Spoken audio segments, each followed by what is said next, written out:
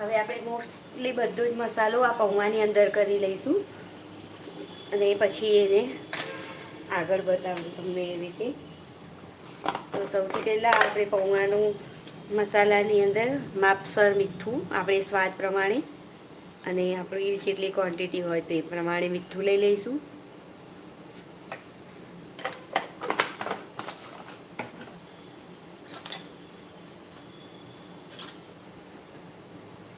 અડધી ચમચી જેટલી હળદર લઈશું.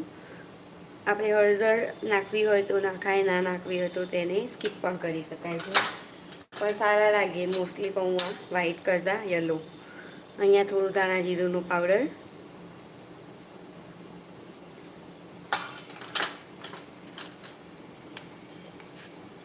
અને આપણે અહીંયા આ પૌવાનું મારે પૌવા તમને લાઈવમાં બતાવવાનું કારણ બીજું કંઈ નહીં, નવી રીત એટલે એટલી બધી પણ નવી નથી, પણ અહીંયા હું મારા ઘરે કેવી રીતે બનાવું છું એ તમને બતાવવા માટે મેં લાઈવમાં બતાવું છું તમને.